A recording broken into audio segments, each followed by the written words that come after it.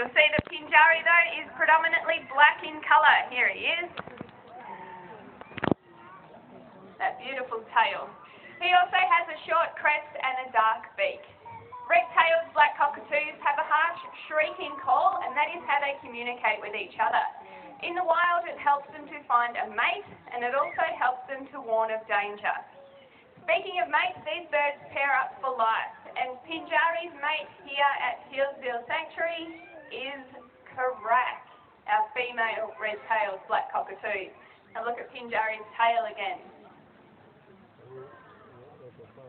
While red-tailed black cockatoos can be found through all our mainland states in Australia, their success is varied. In our tropical north, they're surviving in good numbers. But down here in Victoria, we have an isolated population. This is Karak, our female red-tailed black cockatoo.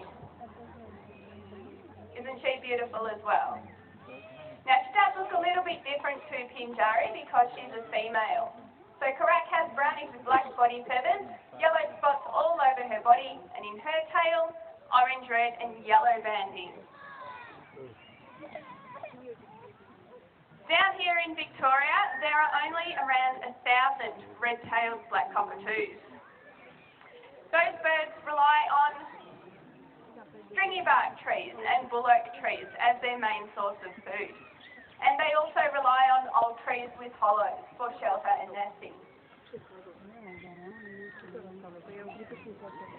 Their specialist feeding requirements and nesting needs means that they too need our help. The red-tailed black cockatoos are an amazing contrast against the sky. In the wild, these birds would embark on long flights through hot and arid lands. Red-tailed black cockatoos have a slow, strong and steady flying style. She's doing a great job today.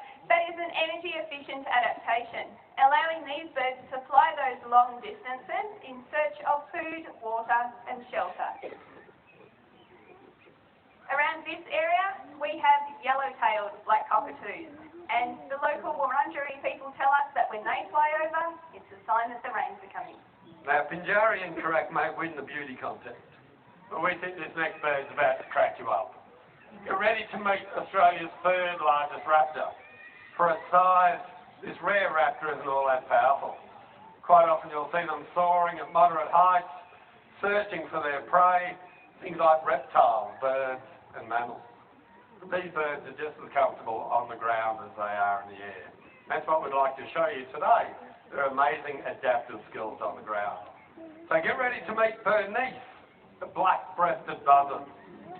Bit of a mouthful, but we think this bird is a standout raptor adapter.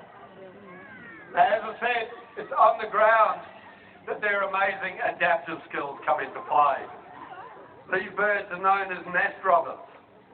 So, they'll rob the nests of other birds, of eggs and chicks, and eat both of those. And I just happen to have an egg with me here today. It's a plaster cast of an emu egg. It's about the same shape, size, just as strong. All I need to do is place this egg on the ground, and hopefully Bernice is going to come back down here and show us exactly how they get into these eggs. Bernice.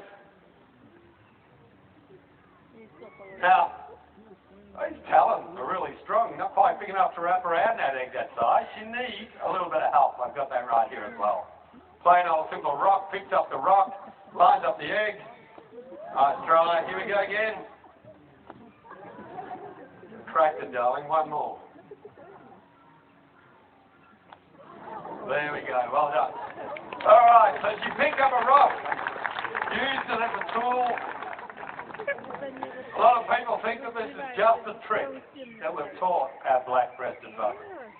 It's not a trick, okay? It's a natural adaptive skill. There's only one other bird in the world that shows that same type of behaviour, and that would be the Egyptian vulture, and you'd have to go all the way to Africa to see that bird. So very lucky to have the black-breasted buzzard here in Australia. Give it up for Bernard.